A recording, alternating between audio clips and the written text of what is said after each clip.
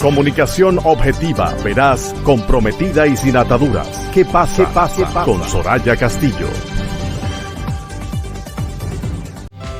Bueno, señores, a las 5:30 de la tarde, el señor Manuel Canela Contreras siempre tiene algo que contarnos. Muchas gracias, Soraya. Señores, hoy hay que hablar del tema que ha estado en las primeras planas desde esta mañana tempranito y que fue noticia desde el día de ayer, que incluso lo mencionamos ayer en la parte final del programa, y es el borrador de resolución que ha publicado el Ministerio de Trabajo sobre el contrato del trabajador doméstico.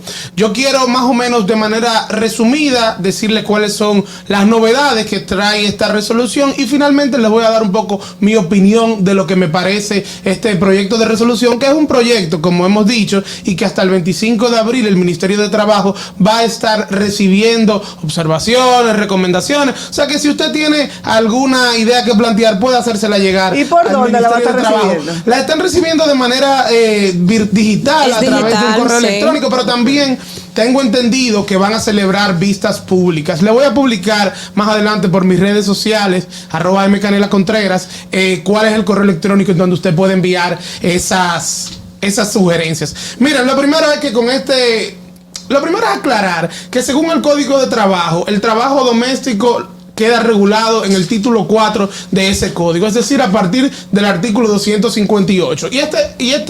En esa parte se dice que solamente lo que se establezca allí es lo que va a regir para el trabajo doméstico. Sin embargo, este proyecto de resolución viene a traer una serie o a crear una serie de derechos que no se encuentran en ese título 4 del Código de Trabajo. Miren, lo primero es que te obligan a que el contrato de trabajo sea por escrito. En ese contrato de trabajo por escrito, que se establezcan el empleador, el empleado, datos generales, que se establezca también el lugar donde se va a prestar el trabajo, la remuneración, la fecha de inicio, o sea, todos los detalles que trae un contrato, pero que ahora sean por escrito. Esto llama mucho la atención porque incluso ni el contrato de trabajo normal, a eso iba a preguntar, del doméstico, sí, tiene que ser por escrito. O sea, uno puede contratar a una persona y el contrato verbal es perfectamente válido, porque incluso el principio 9 del Código de Trabajo establece que la relación laboral no es la que esté por escrito, es la que se den los hechos. Pero en este proyecto de resolución te exige que sea por escrito, por igual, y que se registre en el Ministerio de Trabajo. Por igual se establece un límite de horario diario de 8 horas al día máximo y 44 horas semanales. Actualmente ese límite de horario no existe según la ley, porque hablemos Código de Trabajo, la ley, es la ley 1192, vamos a estar claros. La ley no establece ese límite de horario, lo que sí establece es un periodo de descanso de 9 horas obligatorio entre un día y otro. O sea, entre lunes y martes, por ejemplo, tiene que haber un periodo de 9 horas de descanso. Ahora se exige 8 horas diarias y 44 horas a la semana. También el proyecto te habla de las mismas 9 horas de descanso. Aquí llama la atención porque ese límite de horas, el Código de Trabajo habla de lo que es el trabajador intermitente.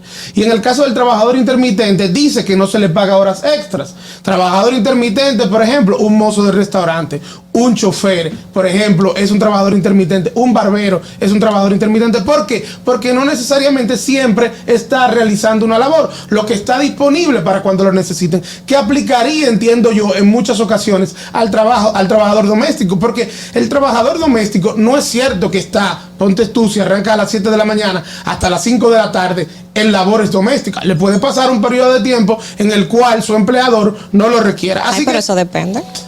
Pero en la mayoría de los... Hay gente que abusa.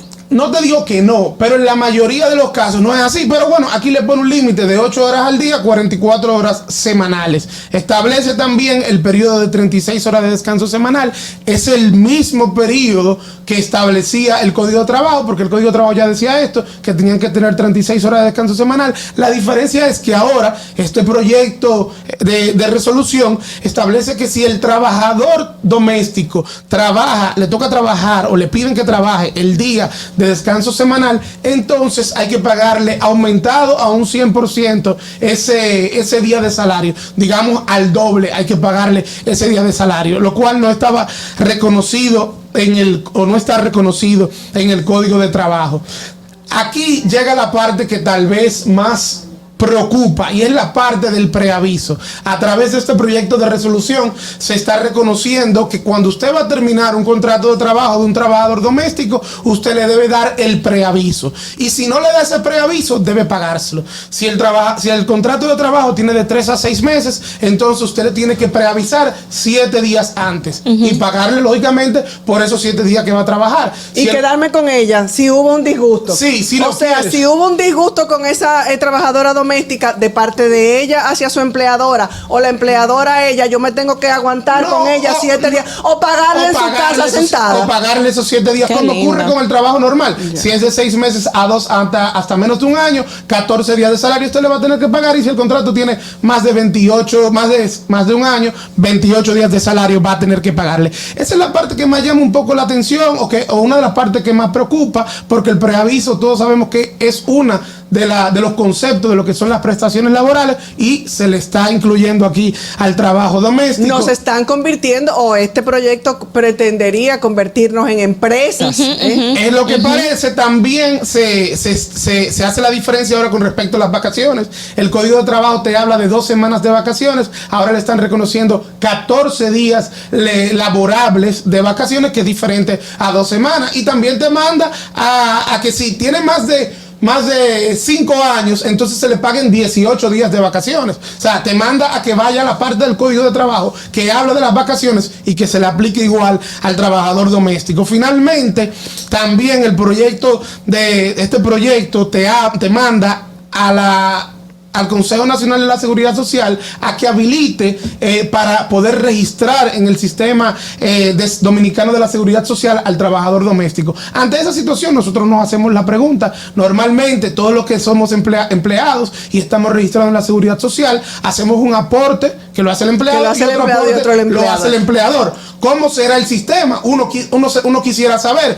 ¿Va a aportar también el trabajador doméstico, y vas a aportar tú, o va a aportar ese empleador que lo que tiene es un hogar también a la Seguridad Social? Ahí habría que ver.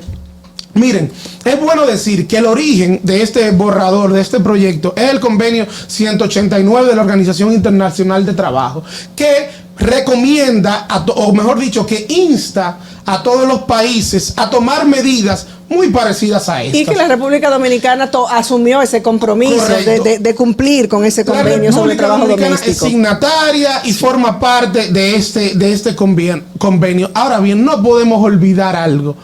Una resolución nunca podrá estar por encima de la ley. Es decir, claro, todas esas recomendaciones que hace la OIT en su convenio 189 deben ser asumidas por el país, pero deben ser asumidas a través de una modificación a la ley 1192, dígase el Código de Trabajo, una modificación de esa ley aprobada por el Congreso Nacional. O sea, no es que el Ministerio de Trabajo, que es un órgano, que es una institución del Poder Ejecutivo, de manera unilateral va a venir a modificar todo lo que establece el Código de Trabajo, o por lo menos lo que establece el Código de Trabajo con respecto al trabajo doméstico. Debemos tener claro que los derechos no pueden ser creados ni por resoluciones ni por reglamentos. Los derechos los crea el Congreso Nacional, y aquí se le está creando derechos al trabajador doméstico. No es que nosotros estamos en contra de que se le reconozcan derechos al trabajador doméstico, pero lo peor que tiene este borrador es que se está haciendo a través de una resolución del Ministerio de Trabajo, y no cumpliendo con un debido proceso de ley, no respetando el principio de legalidad. Yo le voy a poner un ejemplo. ¿Por qué ustedes creen que entonces automáticamente eso se cae? O sea, eso se no va a tiene caer? Llegará un momento que se va a caer, como mismo se cayó, por ejemplo, la virtualidad en el Poder Judicial. Porque ese sistema de virtualidad se aprobó en la Suprema Corte de Justicia. No se aprobó una ley. Y el Constitucional lo declaró inconstitucional. Entonces va a pasar lo mismo. Todos estos derechos que está creando el Ministerio de Trabajo, si esto llega a aprobarse de esa manera, lo que va a causar un problema en los tribunales, en la gente que va a empezar a demandar, en los empleadores que van a tener que apoderar abogados. Y al final, uno no sabe si esto termina siendo beneficioso o perjudicial para el trabajo doméstico, porque porque esto podría ser el principio del fin de este sector de este sector de los empleados. Así es, yo iba a decir que la Organización Internacional del Trabajo o este convenio que se tiene o este acuerdo con la Organización Mundial del Trabajo tendría que también adaptarse a la realidad de cada país. Y entiendo lo mismo, Manuel, entiendo que se quiera mejorar las condiciones de trabajo de estas personas que son de gran ayuda en cada hogar dominicano, casi imprescindibles, pero entiendo que esto podría provocar un efecto negativo sí, con la aplicación de esta propuesta. En resumen, esto plantea que las familias, como ya decía ahorita, pasemos a contratar personas para los quehaceres del hogar como si fuéramos empresas. Eso no va a funcionar. No, y mira, aquí hay dos problemas. Está el problema legal que le decía que no puede ser el ministerio, y el segundo problema es un problema social.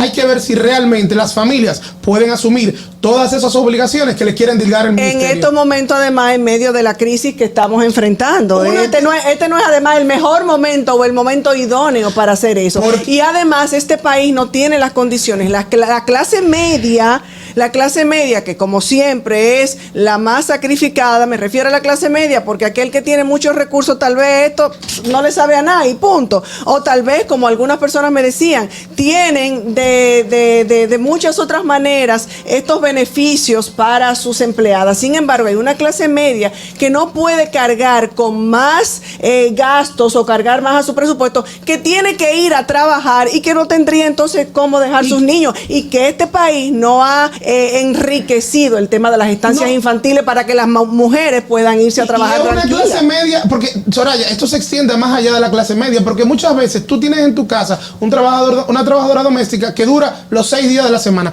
pero esa a su vez tiene también una persona en su casa para que le cuide al niño y para que le atienda la casa y le lave la ropa. O sea que esto no se queda solo en la clase media.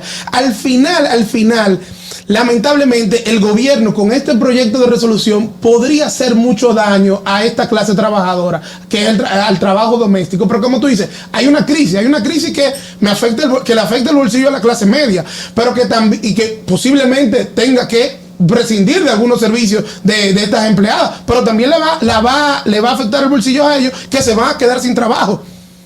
Y que lamentablemente, producto de un gobierno históricamente en República Dominicana que no ha podido educar a su población, ese es el único tipo de empleo al cual tienen acceso. Es un círculo vicioso. Así es, yo estoy de acuerdo en darle dignidad a ese sector. Siempre trato de hacerlo, incluso sin este tipo de resoluciones, pero es innegable que la mayoría de hogares no podrá con esa carga impositiva. Lamentablemente. Comunicación objetiva, veraz, comprometida y sin ataduras. ¿Qué pasa? Con Soraya Castillo.